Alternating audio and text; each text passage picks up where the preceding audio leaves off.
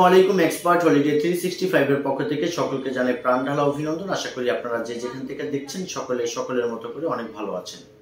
আজকে আপনাদের সামনে আমি খুবই মূল্যবান একটা বিষয় নিয়ে কথা বলবো, যেটা কিনা বর্তমান সময়টাতে সবচাইতে জনপ্রিয় টপিক। সেটা হচ্ছে যে বাংলাদেশ থেকে যারা কানাডাতে যেতে চান তাদের জন্যই কেবল এই ভিডিওটা।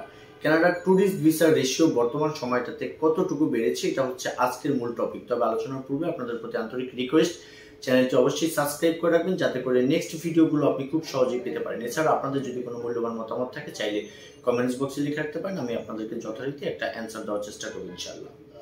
বাংলাদেশ থেকে বর্তমান সময়টাতে যারা আসলে কানাডার ভিজিট ভিসা পেন্ডিং অবস্থায় আছেন, অথবা যারা অলরেডি কানাডার ভিসা পেয়ে গেছেন এবং কি যারা চিন্তা করে রেখেছেন যে খুব শীঘ্রই কানাডার জন্য আপনি অ্যাপ্লাই করবেন, তাদের প্রত্যেকের জন্য এই ভিডিওটা খুবই ইনফরমেশন যুক্ত ভিডিও হবে। দয়া করে পুরো ভিডিওটা দেখার চেষ্টা করবেন।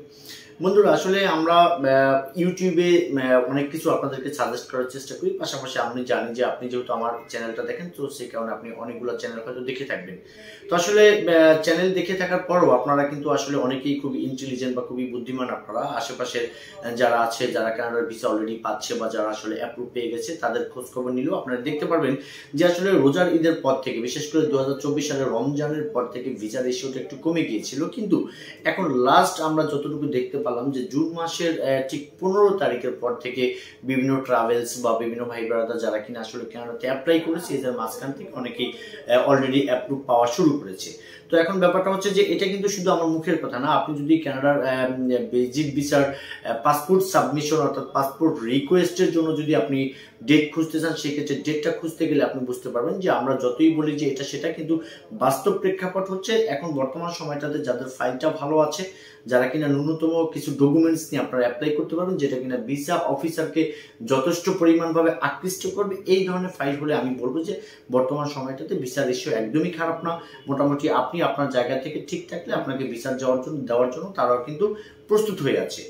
এখন ব্যাপারটা হচ্ছে যে বর্তমান সময়টাতে আগের চাইতে বলে আমি এটা বলবো যে 15 রমজান থেকে স্টার্ট করে 15ই জুন পর্যন্ত এই সময়টা কিন্তু আসলে একদমই বলা চলে খুব বেশি ভিসা তেমন হয়নি।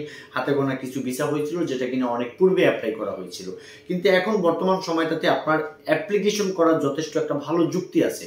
কারণ আপনারা দেখবেন যে ভিসা রেশিও কখনো ভালো থাকবে, কখনো খারাপ থাকবে, কিন্তু আপনি আপনার যে সময়টা আছে, অর্থাৎ আপনি যে প্রসেসের মধ্য দিয়ে আপনি অ্যাপ্লাই করতে চান, সেটা যদি আপনার সঠিক নিয়মে থাকে, তাহলে কিন্তু আপনি এই সময়টাতে অ্যাপ্লাই করলে আপনার অথেন্টিক পেপারসগুলো থাকলে, আপনার ট্রাভেল হিস্টোরি থাকলে, আপনার ভালো একটা ইনভাইটেশন থাকলে, আপনিও কিন্তু খুব সময়টাতে আপনি অ্যাপ্রুভ নিয়ে কিন্তু কানাডাতে চলে যেতে পারেন। এখন আপনারা হয়তো অনেকে প্রশ্ন করবেন যে আরেকজনে জমা করেছিল, তার ফাইল অনেক ভালো ছিল, সে কেন ভিসা পায়নি, তাহলে আমার ফাইলটা একটু নর্মাল, আমি কি পাবো কিনা? এটা কিন্তু অনেকেই আমাকে প্রশ্ন করে।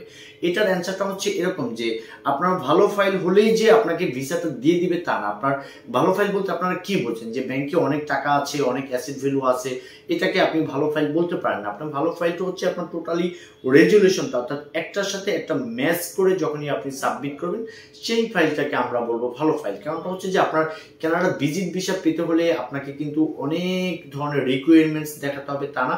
সিম্পলি ওরা ভালো একটা অ্যান্সার চায় যে আসলে আপনি কানাডাতে গেলে আপনি বাংলাদেশে ব্যাক করবেন কিনা, যেটাকে প্রুফ করার জন্য বর্তমান সময়টাতে আপনার ফ্যামিলি হিস্টোরিটা আপনি খুব সুন্দরভাবে দিবেন, ভালো একটা কভার লেটার লিখবেন, একটা ট্যুর প্ল্যান লিখবেন, যে ট্যুর প্ল্যানটা যথেষ্ট পরিমাণ অথেন্টিক, যেই ট্যুর প্ল্যান দেখে ওরা ভেবে নেবে যে না, আপনি আসলে একটা জেনুইন ট্রাভেলার। অথবা যদি আপনি ইনভাইটেশন দেন, সেটা অবশ্যই লিগেল এবং অথেন্টিক হবে, এবং কি যাদের ইনভাইটেশন দেওয়া হবে তাদের পাসপোর্ট কপি থাকবে, তাদের ওখানকার যদি ড্রাইভিং লাইসেন্স কপি থাকে, এটা আপনি অ্যাড করতে পারেন। এছাড়া আপনি চাইলে তার ব্যাংক ব্যালেন্স এগুলো চাইলে আপনি দিতে পারেন, অথবা জবের পেপারসগুলো চাইলে সাবমিট করতে পারেন। অথবা বাংলাদেশ থেকে আপনি যে পেপারসগুলো দিবেন, অবশ্যই সেই পেপারসগুলো কিন্তু মোটামুটি একটা ভালো লেভেলের পেপার হতে হবে। কারণ যখনই ক্লান্তিকাল থাকে, যখনই ভিসা রেশিওটা খারাপ থাকে, তখন কিন্তু আপনার মন খারাপ না করে সেক্ষেত্রে কিন্তু এগেইন ট্রাই করতে পারেন। অথবা যারা অলরেডি রিফিউজড হয়ে গেছেন, তারা অনেকেই আমাকে ফোন দেয় কানাডার ভিজিট ভিসার হালচাল জানার সম্পর্কে, বর্তমান রেশিওটা কিরকম। আমি সকলকে একইভাবেই আপনাদেরকে বোঝানোর চেষ্টা করি যে ভিসার রেশিও কখনো খারাপ ভালো থাকবে, কিন্তু আপনি যদি আপনার জায়গা থেকে সঠিক থাকেন, দেন কিন্তু ইনশাআল্লাহ ভিসা পেয়ে যাবেন। তো যাই হোক বন্ধুরা, কানাডা ভিজিটর ভিসা নিয়ে আপনাদের যদি আসলে বলার কিছু থাকে তাহলে স্ক্রিনে দেওয়া নাম্বারে চাইলে আমাদের সাথে কনসালটেন্সি করে বা কিছু ইনফরমেশন দিতে পারেন, অথবা আপনার যদি অরিজিনাল ইনভাইটেশন প্রয়োজন, অথবা আপনি যদি কানাডাতে ফাইল প্রসেসের জন্য যদি ফাইল প্রসেস করাতে চান, অথবা যদি ডকুমেন্টস সাপোর্ট লাগে, তাহলে ডিসক্রিপশন বক্সে আমাদের অফিস অ্যাড্রেস দেওয়া, আপনি চাইলে যে কোনো সময় আমাদের সাথে যোগাযোগ করতে পারেন। আর সকলে ভালো থাকবেন, সকলের সুস্বাস্থ্য কামনা করি। অন্য কোনো দিন অন্য কোনো দেশের ভিসা সংক্রান্ত বিষয় নিয়ে ফের দেখা হবে। আসসালামু আলাইকুম।